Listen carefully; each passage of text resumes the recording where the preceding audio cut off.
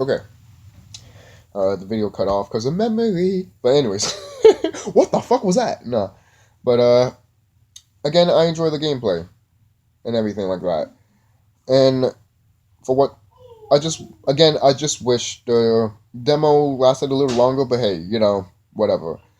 Um, I mean, most people are like, hey, it's your pace and whatever like that. I guess, but I mean, play the demo of Final Fantasy VII, and then compare that to the original. There's probably a video about that, anyways. So, but from what I felt, I feel like the pace could have been like pretty equal, pretty balanced, like not too fast and not too slow of going through the pace of the demo, basically.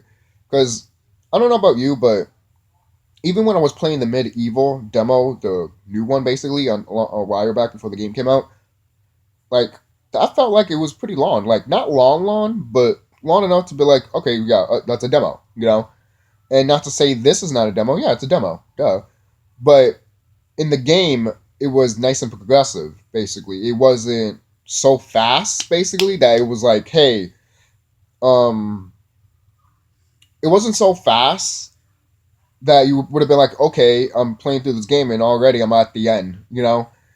That's how I felt with a little bit with Final Fantasy VII demo a little bit. But again, it's just to show off gameplay, to see what it is and everything like that. Hopefully I am sure that when the game does come out, it opens up a little bit like that.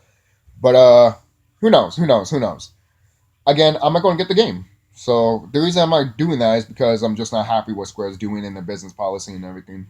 But that does not mean I don't have to play one of their demos and get my thoughts about it.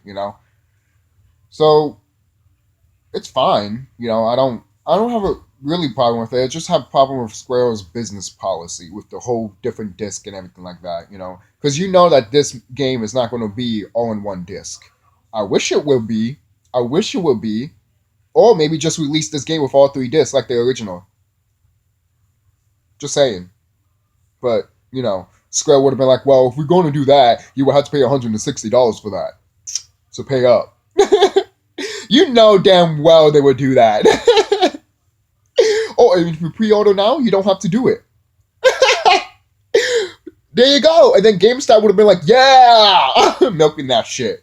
Oh, God. You think that's what happens sometimes? You think like video game companies like to do that, and then they talk to GameStop? I mean, it's like it's. I'm not saying it's true or something. I'm just trying to have fun here. But if it's true, that is hilarious, and that is why GameStop is going down under. Moving on.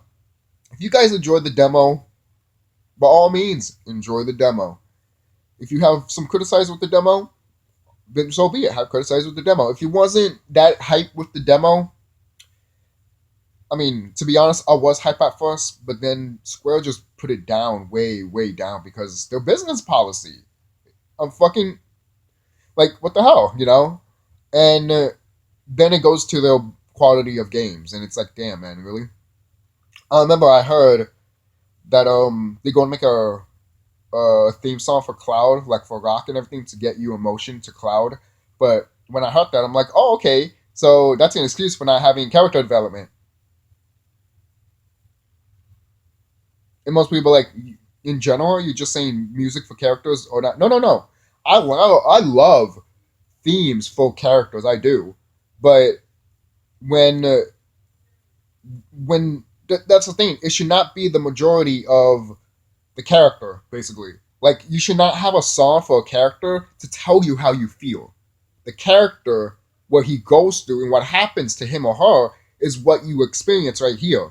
And then the song just heightens up that even more. That's what a song is supposed to do. Make you feel that atmosphere. Not to make you feel that, oh, this is the character, enjoy it. And it's like, no, this song is telling me about the character, but what's the character telling me about the character? That's what I'm saying. I don't want a song to be like, this is what the character is and this is what the character does. Instead of you doing character development. You know? Now they're all games that do two sides of those, and those work out well. Literally, they'd be like, "All right, we're going to tell you how the character is in the song, and also we're going to give you character development." Those games like that, and they become icons, legends. They do, and people like to talk about them because they do stuff like that, or they do stuff that people like, that people enjoy a lot, you know, or people that don't notice until like maybe a few years or a year down the line. I don't know. That's how I feel with some of these games, and that's how I get my perspective with these video games because I enjoy gaming. I do. Gaming is obviously, we live in a video game. If you're spiritually conscious, we do. It's called the Matrix, uh, and government people don't want you to know about that. But you know, most people are like, well, I don't want you to talk about the government shit. For crying out loud, it's in Final Fantasy VII. No, it isn't. Oh, okay. A whole bunch of soldiers going to blow out a power plant to, to prove to the government that, yeah, you're destroying the earth. Yeah, that. What? Yeah, exactly. That's one of the reasons why I love Final Fantasy VII, because it sticks it to the man. I love when video games do that, man. I love it. I love it, love it, love it. But overall, that's one of the reasons why I enjoy Final Fantasy so much, Final Fantasy VII. And I will say, yes, it is underrated. I mean, not underrated, overrated, because a lot of people praise it. They do. Underrated is when people really don't talk about it. Overrated is when people talk about it a lot, and then you play it, you play it, and you're like, there's better games out here that did it. Maybe at the time, this game was good. It was awesome. It was the petting store, basically. But there's other games that beat it, and I agree. There's other games that beat it, you know? Even will the remake beat the original? Probably. It's possible. It's hugely possible. But that's up to Square if they care enough for it. So, okay. So, so basically, that's my thoughts on the Final Fantasy remake demo. I did enjoy it. I like the gameplay, at least the classic gameplay, because it's not. I tell Square this: thank you for giving the option for turn-based and action. Thank you for giving us that option. Why? Because fans have been demanding it forever. Hardcore fans, Square knows this. Hardcore fans want turn-based back so fucking bad, and Square always goes like, "We can put it in the side games, and you won't mind, right?" And it's like, made Final Fantasy.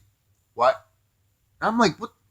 Come on, man. And the fact that they did it in this game shows me that someone out there was at least listening and telling the higher ups, dude, we known from turn-based and ATB. Let's do it. Yes, it might. The reason we have that, quote unquote, the developers always say, oh, the reason we put turn-based is to feel like we are an action RPG. But to me, that's a spit to the face. That literally is. That's a spit to the face of people that actually enjoy that type of system. Just saying. Because it makes you strategize and the enemy can hit you while the thing's loading and you're like, fuck, all right, what do I need to do next? You know? Instead of like, again, for example, like Dragon Quest, you hit and you wait and then the person hits you. I don't mind that either. I love that. I do. But I like the ATB gauge a lot more because it's more engaging and more focused and you want to find out what you have to do next and everything like that. Instead of, just like in normal Dragon Quest or normal Final Fantasy, you just press a button, see your characters get hit, and then wait until you get hit, and then it's your turn, But going back to what I said, I don't mind that. For crying out loud, I grew up with that style, and I love that style to death, For crying out loud, I really do love it. And I also love the gameplay style of Super Mario RPG, the Mario and Luigi saga. I fucking love that type of gameplay. It is so fucking fun. One of the reasons why I love Indivisible so fucking much right now. Indivisible is, at least for me right now, probably my top 10 favorite games of all time right now. Maybe not, probably top 20, or 50. It's in the 50s. But still a good game. It really is. It's a good game and people should play it. They should play it. I highly recommend Indivisible. But I will recommend. I recommend playing this demo. Everything that I felt about Square Enix and their company decisions and how they make their games is all BS. And I won't say it to the end of time. But this demo is fun. It's fun for what it's doing. And I was entertained. And it doesn't make me want to get the demo. I mean, the game, because I know what Square's going to do with that. But if I was hyped and I really did want to get the game, then yeah, I probably would have gotten it. But again, going back to what I said, Square just made me like sour on it on them, not on the games that they made, just on them. You know, so that's just me. I love Square and Enix. I love both of these companies so much, mainly because they made games that we all love. You know, Dragon Quest, Chrono Trigger. You know, all those games are great. You know, and I know Square NX has made the Star Ocean series and everything like that, which I've heard great things about that too, which is great. And I remember seeing some Star Ocean stuff also. In like I went to a pawn shop and they have like the first game there or the second game there. And it's funny too because the art style, if you look in the back of it, they still use the same guy that did the art style for the Final Fantasy art style basically. I forgot what's his name, but that art style he also does it for NX, and at least at that time, and that was pretty cool. That's nice to know that Japanese development are like friends in a way, you know, because why not, you know? Kind of loud. Look at the people that made Dragon Ball and Dragon Quest. They're best friends, and I fucking love it. I love it. I love it. But I know I talked way too much about Square and their business and everything like that, but I have to. This is just how I felt. Again, play the demo, and if you enjoy the demo, get the game. Me, yes, I enjoyed the demo, but I won't get the game because for reasons I already said. I don't have to repeat myself. So thank you guys for watching. Don't forget to like, comment, subscribe, and tell me what you guys think about the demo. Do you love it? Do you hate it? What will you change from the demo? You know, or what would you like to see that is change from the demo to the physical disc? You know, and yes, I'm going to say physical disc because that is what I mostly care about. Physical media. See ya.